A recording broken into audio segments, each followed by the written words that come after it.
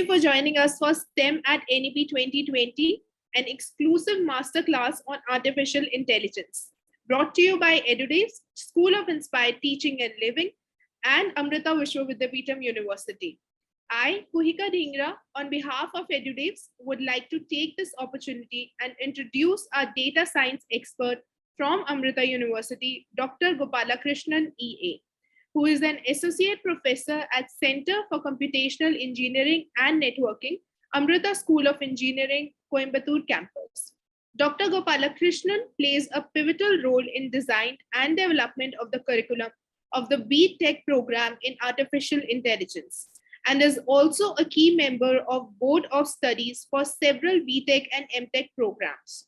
He is renowned for numerous publications in prestigious journals such as Nature Scientific Reports, Journal of Fluid Mechanics, IEEE Transactions, and the like. In 2020, one of his papers was also cited by the Office of UK Prime Minister in a policy document released. Sir's expertise ranges from complex systems, artificial intelligence, educational technologies, and many more fields of research. We are honored to have this opportunity to learn from him today. I am sure you all are as excited as I am to learn from him and for this session. You're welcome to put in any questions that you have in the chat, and they shall be addressed towards the end of the session. So over to you, sir. Thank you so much for the introduction. So I will start with my presentation. So let me just share my screen. So hope my presentation is visible. Yes, sir.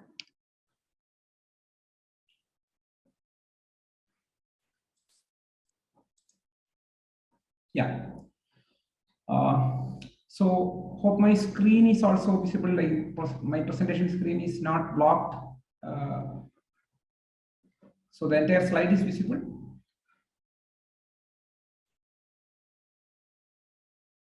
It's visible, sir. Okay. So good evening to all of you. So what we will see today in an hour or so, or maybe less than an hour, so that I can accommodate some questions, is how do we integrate AI into our curriculum, especially our school curriculum, and with a specific focus on STEM. So in a larger perspective, I would say this is actually a topic where we should see how do we act as an educator in the age of AI, because being an educator in the age of AI is really challenging. At the same time, it is really exciting. So what we will see in this presentation, we will see the need, why we need to integrate. 2, the challenges that we will face while integrating. 3, the methodology that we can adopt to integrate AI into our curriculum. So these are the 3 aspects that we will see. So let us move forward. First, we should ask why we are bringing AI to schools. So even before this question, the question that we can ask is why we should bother about AI in its first place. Like why AI is so important. Everybody is talking about AI. So why everyone is talking about AI? Why is it so important? So we need to understand that the very reason why everybody is talking about AI is because it is there everywhere. So let it be your retail marketing, let it be construction, let it be an automobile, let it be a home automation, or let it be stock market. Any field, if you see, starting from science, technology, commerce, arts, music, even storytelling, you have the penetration of AI into that particular field. So you can see AI everywhere. So what AI has become now, what educators call it, is a supra-discipline. So I'm sure that you people might have heard of interdisciplinary, transdisciplinary studies. Now AI people call AI as a supra-discipline, which is like an umbrella which encompasses many other branches. So that is the reason why we in general should be excited about learning AI. Now, not only its penetration is in terms of its presence, but also in terms of its effect. We can see that the AI market is growing so fast, and it is going to reach almost 126 billion USD by 2025. So we are dealing with the technology that is going to contribute heavily to the economics of any country. Now, most importantly, from the perspective of job seekers, like the students who are going to be there in a job maybe after 5 years, 10 years if they are in their school now. So what is happening there in the job market is the need for AI skills. It is skyrocketing. So there is a five-fold increase in the need for AI skill when we consider from 2013 to 2018.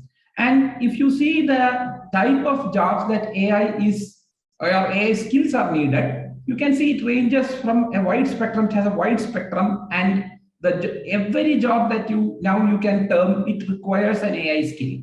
And as a country, where do we stand? Our position is really encouraging. So we are contributing. We are in the third position, and only China and US are ahead of us. However, it is extremely important as a country for us to not to miss this digital revolution or AI revolution, because for historic reasons we have missed industrial revolution. So this is a next biggest revolution. That's what many of the futurist historians predict. So we as a country should be equipped to do this. Now the most important question is like what we have done or what we are doing. So already Government of India has started an India AI or AI India mission. And our Prime Minister told that we need to make India as a hub or a global hub for AI. Now, why we educators should be interested in this? That is another question that we should ask. That is, it is okay that AI is penetrating into job market, AI is coming into many spheres of human existence. Why we educators should be interested? MIT, one of the global leaders in education, or the global leader in education as per many global rankings, announced a $1 billion commitment for AI-related skills or AI-related knowledge centers. So there we can very well understand the need to integrate AI into our curriculum, no matter in which stage of learning we are. We may be in school, or we may be in college, or we may be postgraduate. So irrespective of that, this integration of AI is very, very important. Now, as far as India is concerned, the authority to regulate our technical education, AICTE, has already announced that we need to focus on the upcoming or emerging technologies such as artificial intelligence in order to create skilled manpower or skilled human resource. Now, why do we need it in schools? Basically, we need to catch them young. That is the idea. So there is a national policy on AI. How do we develop or how do we create a skilled pool of people who are skilled in AI? So there, the most important aspect where I have put it in red, you can read, in primary and secondary schools, we need a transition to skills related to AI or skills relevant to AI, and especially related to the STEM subjects, related to STEM, that area. So that is the reason why we are bothered about bringing AI to schools. Now, when we are talking about bringing AI to schools, we should also know that what are the demands of a 21st century job. That is, when we are bringing AI, it is very important to know that what are the skills that are relevant to AI or AI related jobs. One is the social intelligence. Of course, we are talking about artificial intelligence. So the most important aspect is social intelligence. Two, creativity to come up with clever solution. And the important thing I would say is the ability to work in an unpredictable environment. Because now what is happening, earlier it is like you are educated for 10 years, 15 years or 20 years. You have certain amount of knowledge. Using that knowledge bank, you can survive for the rest of your life. Whereas now things have changed. So there is every day in every field, we can see that there are a lot of changes are happening. Like if you see healthcare, for example, if you're a doctor and if you belong to the old school, who is not going to use a technology for the help or for assessing or diagnosis or prognosis, then you are going to be sidelined or your opportunities are going to be minimal. So your environment is fastly changing. That is, no doctor would have imagined that they are going to use this much technology, especially related to artificial intelligence. because there is a huge lot of companies working in that particular area. Similarly, if you are in the fintech space, earlier people thought that I will study commerce, I will study accounting, then I will be there in the fintech space, I will be working. But suddenly there is a demand for you to upskill yourself with these new tools from computing or new tools from artificial intelligence. So our students who are there in the schools now, when they are going to go for their jobs, like when they are actually facing the job market, that is maybe from 5 years from now or 10 years from now, we actually do not know what is going to happen, because we are in an age of technology singularity. That is where the technology is changing day by day and the rate of change is so high and we are approaching a singularity. So we need to develop skills in students which will make them equipped to work in an unpredictable environment. However, what our system in general focuses is to increase their speed and to increase their accuracy and also their ability to work in a predictable environment. That means we are always setting them examples, setting them problems which are solvable, which are like the textbook type of problems. So the main skill that is being tested, even in most celebrated examinations, which give them, say, a clearance to any technical institute in the country, we are focusing mainly on speed and accuracy. Okay, so we need a change from this system to the system which actually going to bring them or embark them 21st century skills. So let us see what are the challenges ahead of us in implementing this. So especially adopting AI into the curriculum. So why I say 21st century skills and AI, I am using as a synonym, because actually, as I told, AI has penetrated everywhere and the skills required to become an AI expert is closely related with what I have shown 2 slides before. Now, the most important problem is lack of awareness or understanding about AI. We do not know what is AI. And it is okay that we do not know what is AI, but people conclude or people start making assumptions about AI even when they do not completely understand about AI. So that is another major problem. So all of us know the story of blind men visiting an elephant. So the story of AI is not very different. So people say that it is computer science. It has nothing to do with other branches. So it is computer science. Some say that it is computer science. Some say that it is just mathematics. It involves so many mathematical things. It is mathematics. Someone else says that it is just a tool. It is just a new tool. Something has come up. So people are so much making fanciful stories about it. Somebody says that it is just automation. Whatever is there already, just it is getting automated. Someone else say that it is just a buzzword. It's a technical buzzword. So it will be there in air for some time. After that, it will go away. So people have completely either not understood AI properly, or sometimes they have understood it wrongly. So first of all, in order to implement AI into our curriculum, we need to understand what is AI. So I will try to give a very bare bones definition or a very rudimentary definition of what is AI. So AI has 3 strong pillars or 3 strong components, or we can say there is a trinity of AI. So the trinity of AI starts with computational techniques and tools. That is the first and foremost pillar. Second one happens to be the strongest one, happens to be the mathematics. That is the second one. Third one is domain expertise. So when you bring computational tools and techniques, mathematics and domain expertise, then you get AI. So when we are trying to integrate AI into our school curriculum, we need to keep this picture of AI in our mind in order to make a successful implementation. Okay, so a successful implementation, what all the skills that we should look at, or what all the areas that we should look at? We should look at mathematics. We should look at integrating or bringing in computational tools and techniques.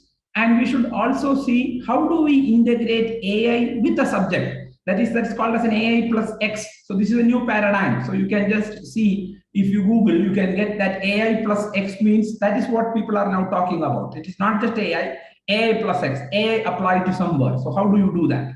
Now, what we need for doing that? So we need a very balanced, well-structured curriculum. And as you can understand, this is there already in place because we have experts from various corners designing the curriculum for different schools.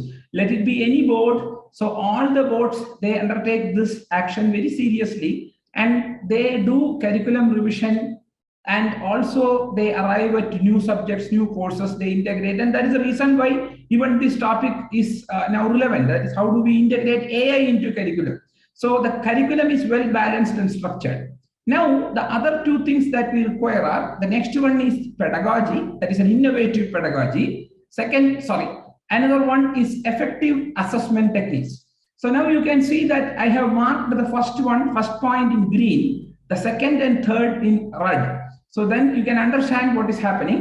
So the curriculum is well structured and balanced. There is no problem. The problem is there with the pedagogy, and the problem is there with the assessment techniques. Problem means when we are bringing a new knowledge like AI or a new skill like AI, how do we do it with our existing pedagogy? Is it possible? Or should we change our existing pedagogy? And should we change our existing assessment techniques? So this is the next biggest challenge. So the first challenge is lack of understanding or misunderstanding. Second challenge is pedagogy and the assessment techniques, existing pedagogy and existing assessment techniques. Now, what is pedagogy? As all of us know as educators, pedagogy is a plan to teach the curriculum. Okay, so let us see one example. So it is evening here. So I think all of us may be in a mood to have a coffee, and sometimes if you want to enjoy a South Indian masala dosa, so you decided that you will make a masala dosa at home. So now you look at the curriculum of masala dosa. So curriculum of masala dosa involves, you need to have vegetables like onion and potato, you need to have oil, you need to have the batter, and you need to have some spices. So this is the curriculum. So this is provided, we can make masala dosa. Good. Now, how do we implement it? How do we make it? So there comes the whole difference appears there. So this is a masala dosa made by a bad cook, and this is made by a good cook. And the difference is how they made it. So that is the difference between the bad pedagogy and the good pedagogy. So the curriculum can be there. The curriculum can be there, and the curriculum can tell us what to teach. But the pedagogy is the one which tells us how to teach. So this how to teach is more important, or it is equally important as what to teach. So that is the first point that we should remember. And what are the changes that we should bring into our existing pedagogy to implement something like AI? So we should go for a novel and innovative pedagogy. And what do we mean by this novel and innovative pedagogy? The first thing is, we should aim at developing higher order technical skills or higher order professional skills. Let us see what we mean by this higher order skills. So the higher order skills means, all of us may be aware as educators about this Bloom's taxonomy. So you have this pyramid. So this pyramid says that there are levels of learning which starts from remember and goes up to create. Now, if we ask ourselves, where do we stand in this pyramid, and what is our pedagogy focuses on which level of learning, we can understand that mostly our pedagogy is there in the bottom, that is understand and remember. This is the level that we are focusing. And in order to teach a subject like AI, or in order to integrate something like AI, a knowledge system like AI, or a skill set like AI, what we need is, we need to focus, or we need to move to create, evaluate, and analyze. That levels of learning we should move to. So how do we make this transition from understand, remember to create, evaluate, and analyze? This is the challenge, or this is exactly the revision that we should make in our pedagogy. So what we should do is that, at least for the subjects where we are planning to integrate AI, or where we are teaching AI, there are two possibilities. Sometimes we can teach AI as an explicit subject, as an introduction to some levels, like maybe in higher secondary, high school, and we can also integrate AI. Now, when you want to do that, you should invert this level of learning. You should make it a upside down pyramid. That is, the create, evaluate should be given the maximum importance, and then only it should come to understand and remember. Because as I told you, it is actually a skill system or skill set which is combined with a knowledge system. So we need to make the students actively involved in learning. So we have to move to the active learning or experiential learning, in whichever word that we want to use. Okay, so now how do we do it? Actually, how can we do it? So I will give you two examples here. One example is related to mathematics, or you can again relate it to even biology or physics. And one example is for an explicit course on an introductory course on AI. If you are planning, you can use that example. So why I have limited myself with two examples is because of the limitation of time. Okay, so just let us take this example. So we can ask our students, that all our students, ourselves, everybody, we are aware of this waves of pandemic. People talk about different waves of pandemic. And also people talk about curve going up, curve coming down, and flattening the curve, all this. So we can ask, like, can we develop a model which will try or which will help us understand about the spread of COVID in our nation or our state or our district? It can be anywhere. Now, this is a question. This is like the primary question that you can, or a platform or a premise that you can use. Now, this question can be, say, decomposed into different levels depending upon where you are interacting, whether you are going to teach a 6th standard, 7th standard student, or are you going to teach 8th, 9th, that is high school students, or if you are going to teach +1, +2 students. So depending upon this, you can go in different depths and breadths of this question. So I am making it generic so that everybody can associate themselves to one part of it at least, or try to develop it. So now, the first and foremost thing in AI. So whenever we talk about AI, there is another term that is there, which is called as data science, or sometimes people say AI and data science. And even for AI, if we see, most important thing is data. And you might have heard this cliche word like data is the new oil. That is, data is there everywhere. Okay, so and data is going to be the most costliest thing, etc. So the first thing that we can teach them through this example is how do they acquire data. So they are doing it. Actually, in different subjects, they are doing it. But we do not call that as data acquisition. So how do they acquire data? That is the first thing that we can bring in. So for example, we can ask them, that is, just go to any reliable source and collect the COVID data for your country, your state, or your town. For example, if it is for the country, they can go to the WHO website, they can get the information. So now how do they go to WHO website? So most of them have access to their mobile phones, most of them have access to computing resources. So it is very simple. So once they go there, what they see in the website is that when they are looking at the downloads section, they can see there is a report that is available in the format of an Excel sheet or .csv format or a spreadsheet. So this is there for in every mobile phone. If you take, you have an opportunity to work with, or you have this spreadsheet tool or Excel sheet tool is available. Okay. So now you can see the data says that there is a tagging for the data. That means data says there is a heading for the data, the date, country code, new cases, etc., etc. So the first understanding that the student can bring or can get here is data is something that is very important. Now I need to attach something to the data. For example, if I tell you some numbers like 50, 55, 60, 65, 70, 75, 95, 105. So maybe some of you might have guessed what the series is, what this series is. So this series is nothing but the fuel price of that is what is happening in our country, like per liter fuel price. So the moment I say it is per liter fuel price, you can make a lot of sense about it. Otherwise, these are just numbers. So the data always has a header, and this header is giving information about the data. So the student can understand that.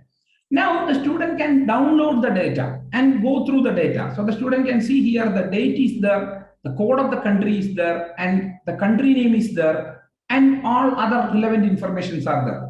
So now here, depending upon the class in which you are dealing, for example, if it is a upper primary class, you may not be in a position to explore Excel to a larger level. But if it is a high school or if it is higher secondary, definitely you can use various functionalities of Excel, wherein they can fetch or they can collect data for a specific country. They can explore this data set. That is called as the data exploration that they can do. And most importantly, even for the lower classes, like lower in the sense like upper primary classes, it is very much possible for you to manually search and get. So they can actually search the data. So they are learning how to acquire data, how to search data. So if they want only data for India, we can ask them to collect the data for India. And most importantly, you can also ask them to plot this data. That is, they can start plotting this data. So while they plot this data, they get this curve. So looking at this, now many of you can make sense about this curve.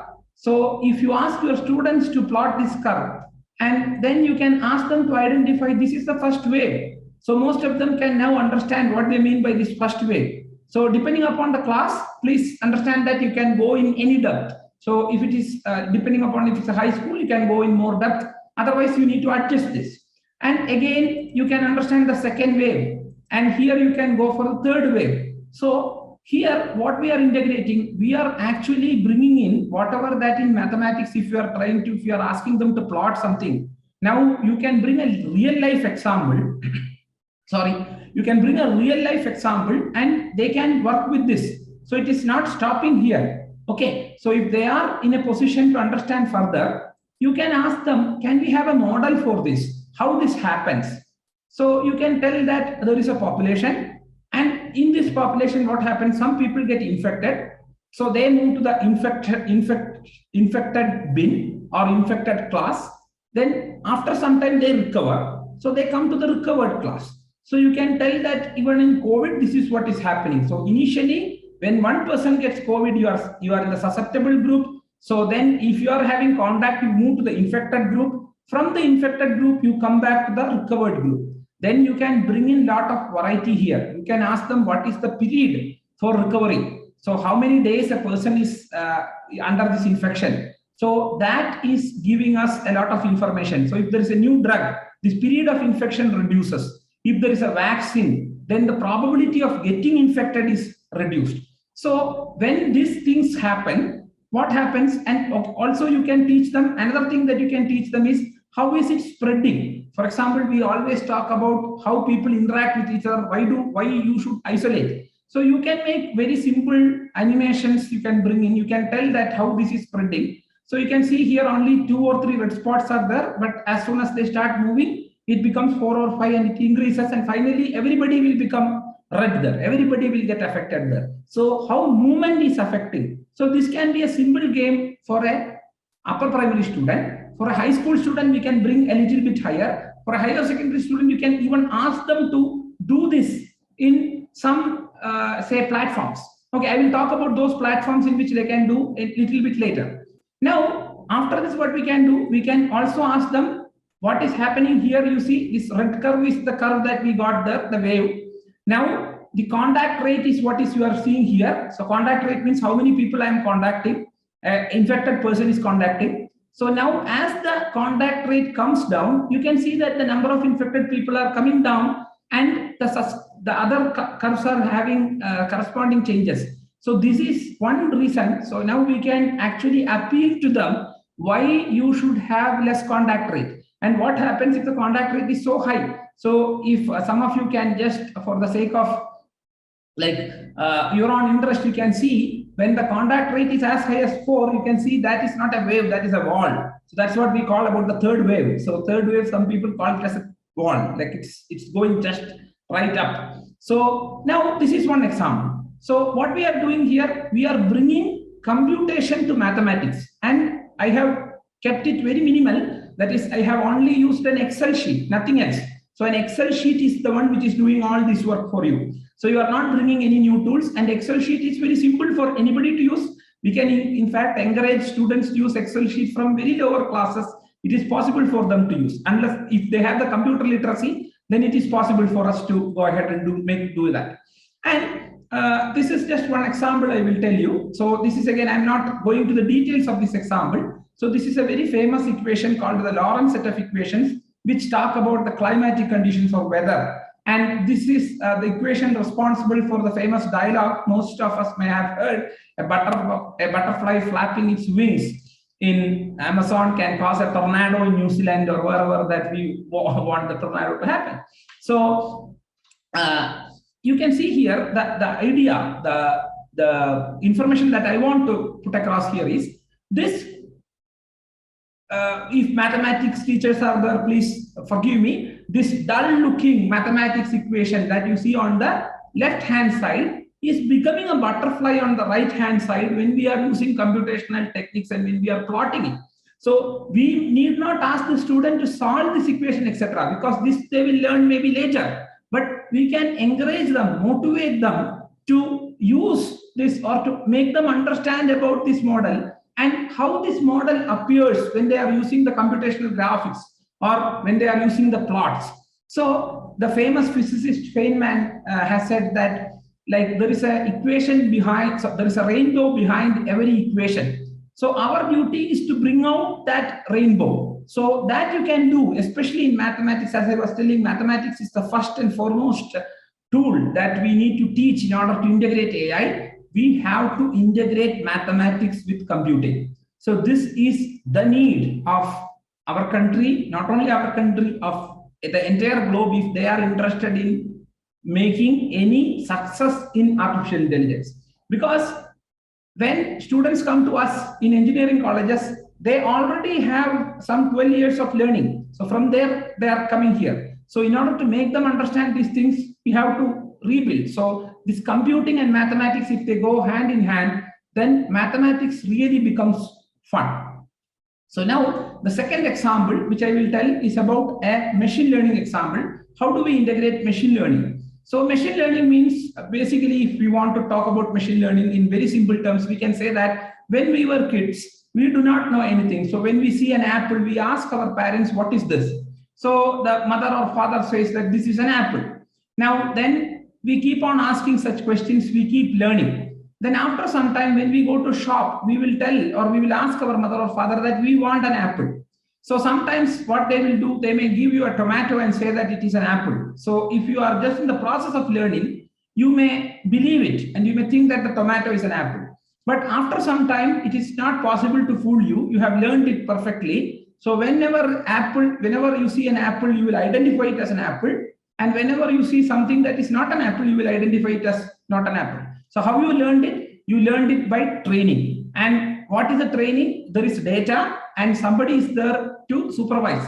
So in minimal terms, we can say it is called as a supervised learning. So only that example of machine learning I am giving you, although there are other examples. So now we can ask the students to do one simple experiment for that. So we want to ask them, like, we want to develop some model that will predict how many glasses of water they drink when they are facing a camera during their online classes. So again, please understand, you can make the variance of this problem depending upon the class in which you are, or the section of the students that you are dealing. So one website that I would like to recommend is this lobe.ai. So this is actually enables every amateur to build an AI model. So what you can do there is you can go there, you can ask the students, just log in there, create one model. There is a possibility, so they can download it and use it. So they can create a model. So they can label anything. So it is called drink tracker.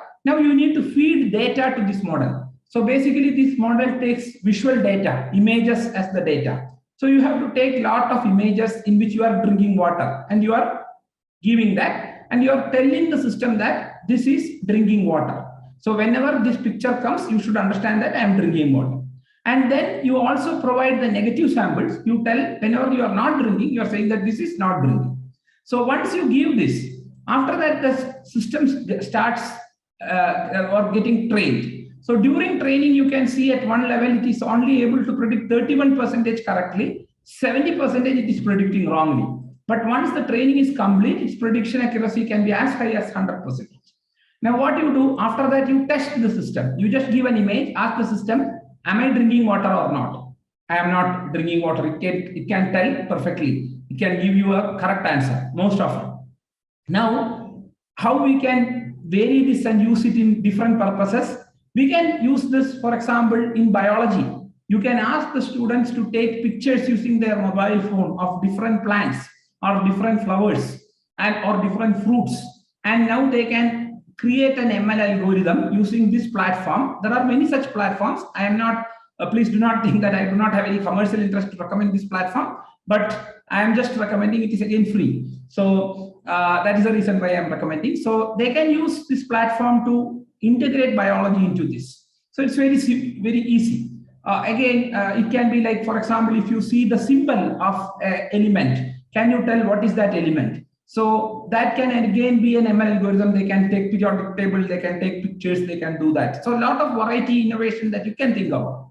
Now, can we integrate AI into humanities or subjects related to humanities? Very much possible, because one big threat that the whole world is facing now is the question of ethical AI. For example, you see here an autonomous car. The autonomous car is now in danger. That means it has lost its control. So it has to take a decision. Either it can go and hit that log of wood, which will actually affect the passenger, so the passenger will die. Then another possibility is that it can hit the pedestrians standing there, so the passenger may be saved, but the pedestrians may die. And yet another possibility is it can take another diversion. So now, what is the choice that this autonomous car will make? This is a big question. So how do we develop AI that will think ethically, wherein ethics is involved in its structure itself? So this can be a question that can only be answered when we are integrating AI into our humanities subject and when we start teaching them from a very young age. So we need solutions for this. The world is seeking solutions for this. And the whole AI that we are creating, it should be for the benefit of humanity. So there is a huge effort in this direction. There are various organizations like Beneficial AI, AI for Humanity, etc., working on this regard. So you can integrate it easily. Now, the main important thing is not only giving these examples, we should also provide them spaces where they can tinker. There are tinkering labs. Like what you can do is that there is something called as a Scratch. So I am just browsing through these things. So you can see, so you can just remember. So there is a program called Scratch by MIT. So a visual programming tool. And now using this, you can create a lot of games. And there are websites which tell you how do you create this. So you can just give them for these things for students. Even if they belong to the 6th, 7th standard, you can easily, they can do this. Now, again, there is something called, even for lower, like kids of younger age, like maybe they are in the 2nd or 3rd standard, you can have something like an auto draw. It helps them to draw perfect figures. So once they draw a triangle like that you see on the left-hand side, the software will correct it into a proper triangle. So we can ask them, that is, we can motivate them to draw. So we can now understand that the computer can draw. The computer is not something that is just computing. So computer can draw, computer can speak, computer can interact with you like a human being. So that is the first step of understanding or entering into AI. And you know, many of the students are interested in games. So one positive aspect of that can be, or how positively we can exploit it is, we can introduce them to something like this. This is like an AI dungeon where they can go and they can create their own AI game. Okay. So, and Harvard has in fact created something called as a creative computing curriculum, which I will recommend for all of you. So please go through this. So you can find a lot of examples wherein we can integrate. And again, our own CBSE has created 2 documents which are really comprehensive about how do we integrate AI in science and AI in mathematics. So again, that can be a good example. Now, apart from this, you can also give them tools. Like for example, if your school has a provision for creating a lab wherein you can bring a do-it-yourself drone, which is again affordable price. So you can have some model drones, so they can come there, they can do it, and they can fly it. So drone is actually an AI in action. So it is an automatically controlled thing. So you can see that it is an autonomous vehicle in air. Okay. So similarly, again for communication, that is, there is something called a software-defined radio. Again, it's a small kit that people can again buy, affordable price only. So they can use this small kit to know about wireless communication. Suppose something is passing on. I'm just giving an example. A police jeep is passing on, so we want to know the frequency. So you can determine that. So some experiments like that, wherein they can explore. So it can be related to electronics, basic electronics that they are learning. We can make like an extension of that lab, whatever they are doing.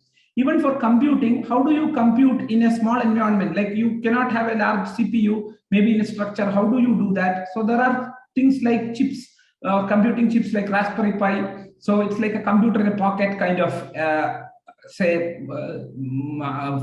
functionality. Now, another thing, it can be like if you have a biology lab, so if you can afford sequencers, which are slightly costly, but these can be used like for plant sequencing. And we now know that, for example, for this COVID, we know that the vaccine came so fast compared to the other diseases. It is because we were very successful in sequencing the genome of that particular virus. So this is a fast growing field. And in the school, if they get some exposure to this, so I'm not saying that they will go deep into that, but in the biology lab, if they know what is sequencing, how sequencing is done, at least if they have one model to refer to, that will be really good. And if it is possible, you can afford to have 3D printers where they can actually print shapes. So it is like the era of digital manufacturing where you can build a house in a day. So in a single day, you can build a house, and they have demonstrated it actually. So then you can also have do-it-yourself humanoid robots, which are like 3D printable robots. So if you have a 3D printer, then you have a material, you can create this material and they can create a robot. So they can get that experience.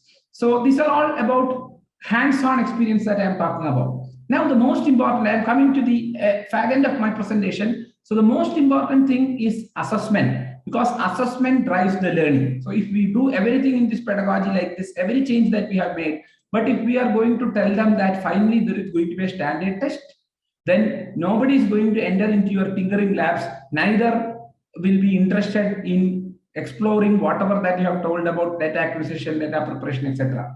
So we need to change our assessment methodology. So if you know that this is what is happening with our current assessment methodology, because we are always asking remember, understand questions. So if you have access to Google, you will be getting sent up. And now we are in the process of making the syllabus into 3 or 4 pieces and asking them to learn this piece and that, not that piece. We will not ask questions from there, etc. So we need to move, at least in the subjects where we are trying to integrate AI, from the traditional written examination to experiential learning or to assessment based on actual like performance. Like they have to perform projects, they have to do term projects, they have to perform something, and then we need to ask them to present. That is very much required. Okay, so a major change in the examination pattern is very much required in order to integrate AI. And traditional evaluation techniques are not enough to ensure that we are imparting AI-related skills, because they may be answering what is AI, what is the definition of AI, all that, but they will not have any AI skills. Then especially this point, current laboratory experiments, they are not open-ended experiments. I understand that in a school you cannot have 100% open-ended experiment, but at least we should incorporate open-ended experiments to impart AI-related skills.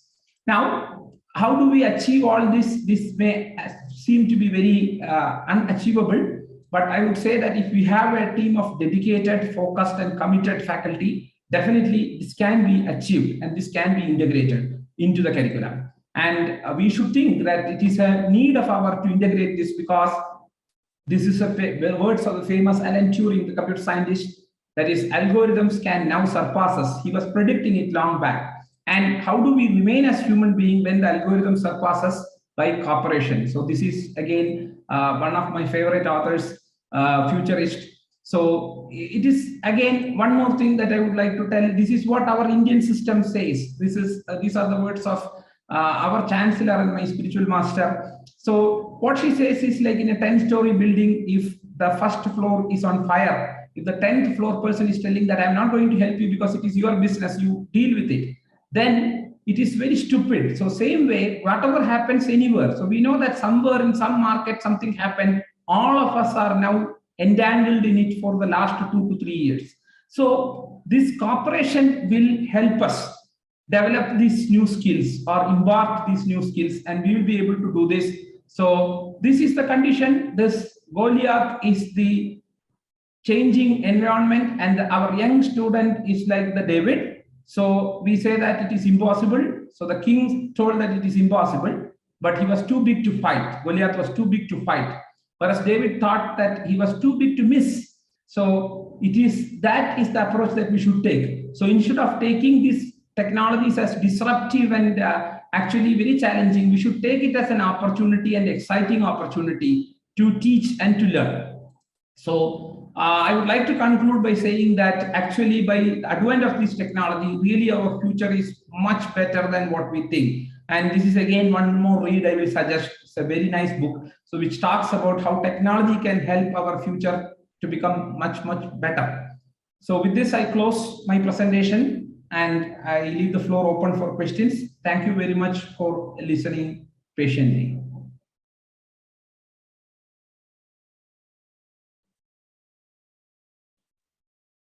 Thank you so much for that wonderful presentation, sir. We got to learn so much.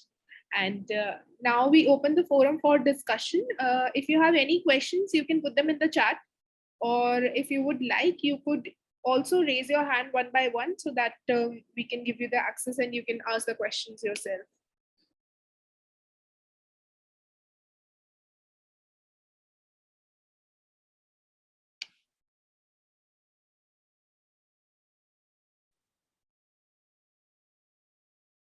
Any questions for sir, you can put them in the chat. Or you could raise your hand.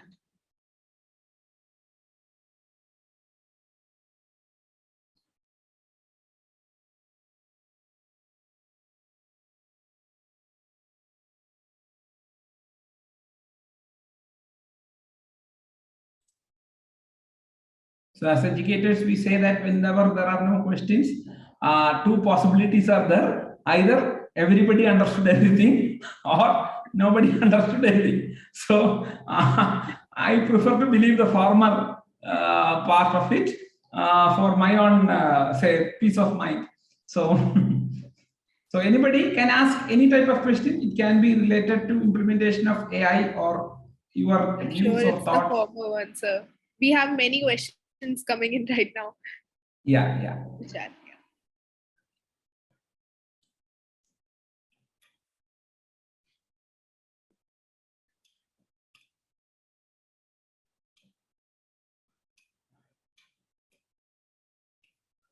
Yeah, so do you wish to moderate the questions? That's all right, sir. You can take it up directly.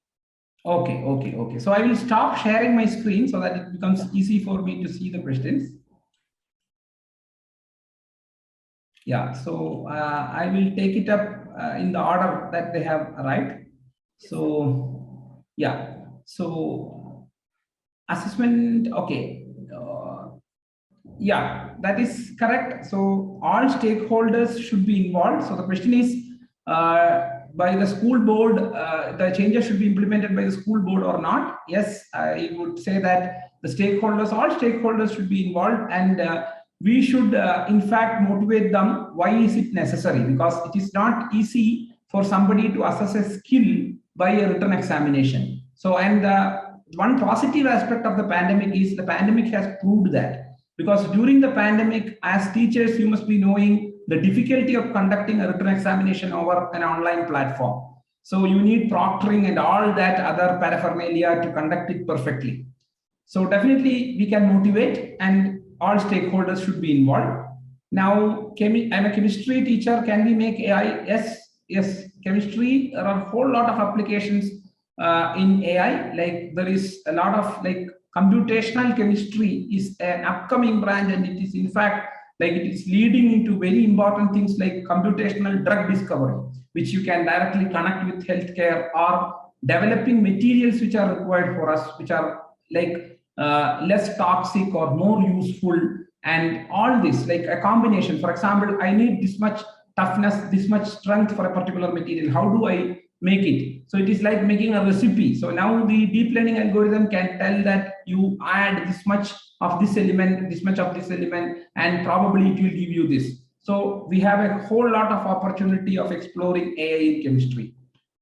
Can Amrita take a lead and build an ideal pedagogy for AI and also do teachers training? Definitely, we'll be extremely happy to do so, because in 2019, we have implemented the novel BTech program in artificial intelligence along with IIT Hyderabad. So we were the first two institutes to introduce an exclusive or explicit AI program. And we were very successful. Our students are extremely happy. So we will be really happy to have interactions with you. So again, EduDays can be one coordinator, so that because they have the more connectivity, they can act like a hub to connect both of us. And in this activity, definitely we can. How do you think we can get the boards to understand this?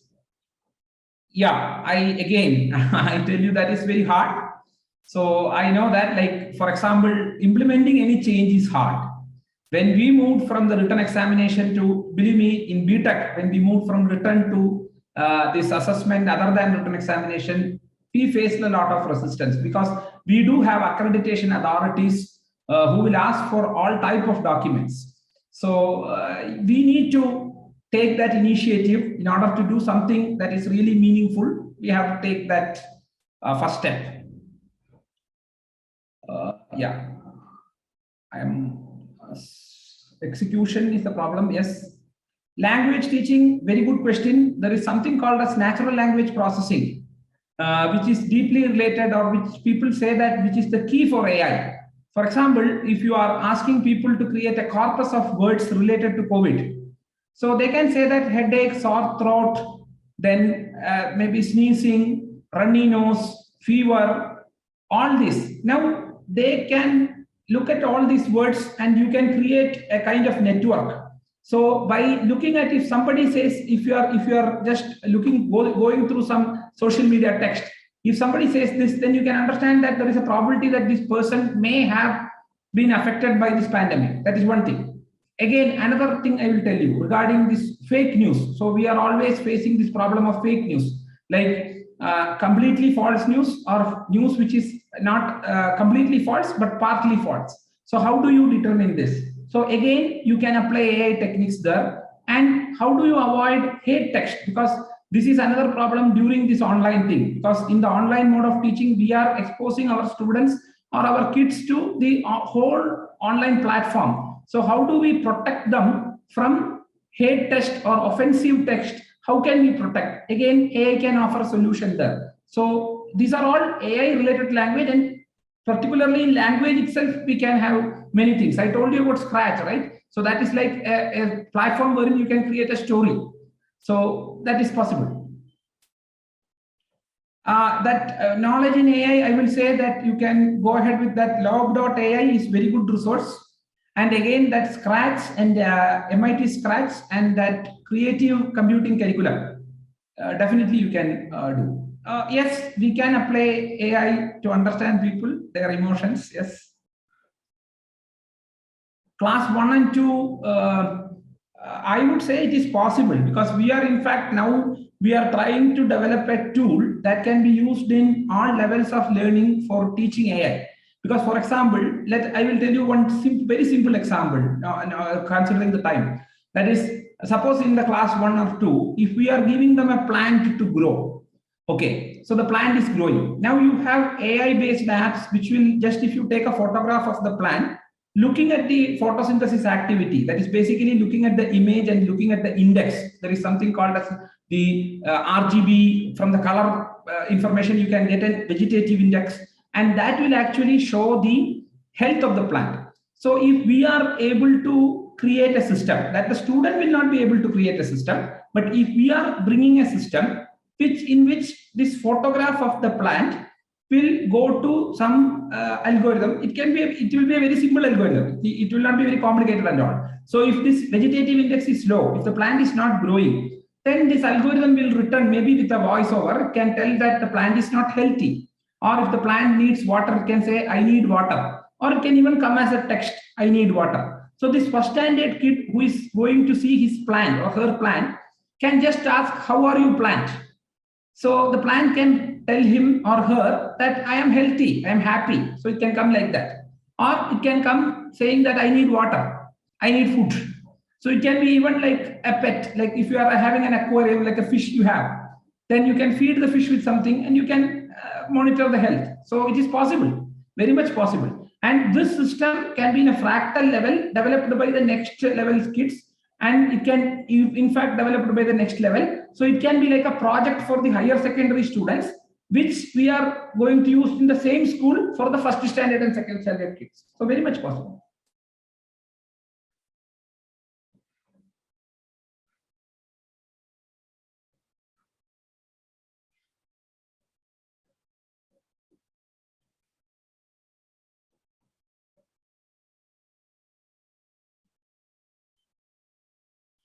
Yeah, I agree. That is what I was talking about. Like you have, whenever you are talking about the issues related to AI, there are lot many issues, and we need to. In fact, that's what I was telling. Schools are the place where the ethics related to AI has to be given. Because, for example, there is something called as there is some site which I do not remember exactly the name, which says as faces do not exist or something like that.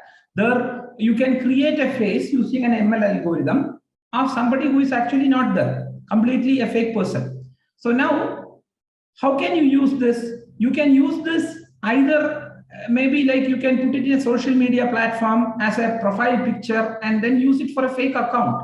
So that is an illegal and unethical use of this particular technology. So how do we make the student aware that it should not be done? So where should it come from? Because he is learning AI only in his higher classes. For example, when he comes to us or when she comes to us, we are teaching him how do you use ML, how do you process images using that, etc. The ethics part, we know that all other ethics we are learning from the school, but our ethics lessons are not now catering into AI. And another bigger dilemma that we are facing is we are going to have machines which are really quote unquote conscious, because we were thinking that these machines which are just like algorithms, they cannot do things of their own, but there can be potential disasters because of this technology. So definitely I would say that this AI integration, an essential step in AI integration is integrating AI into humanities, especially ethical AI into humanities subjects.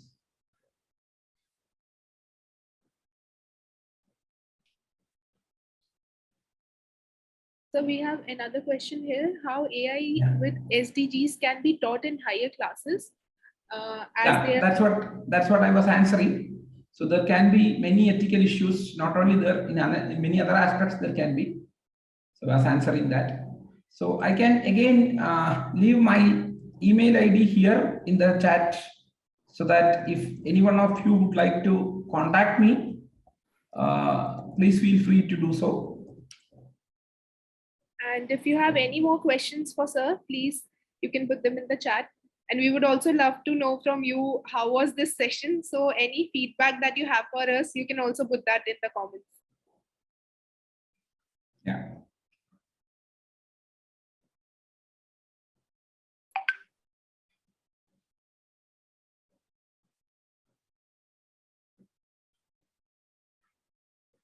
I'm sure, sir, you'll be flooded with emails after such a fruitful session. And it was really wonderful. Yeah, thank you so much for this opportunity. So EduDevs is doing, I think, is a wonderful series, especially connecting NEP, because NEP is something that we need to really understand and implement, because it is some of the seminal documents that our country had. After a long time, we are looking for a revision. That's really good. So thank you so much for the opportunity. Welcome, sir. The pleasure was ours. Yeah. And we have some wonderful comments from our audience as well. Everyone is sharing how wonderful the session was. So from their side also, I really want to thank you to take this opportunity and teaching us so many things. Thank you. Thank you. We really look forward for more such enriching sessions from your side, sir. Definitely, I will be happy. Thank you so much.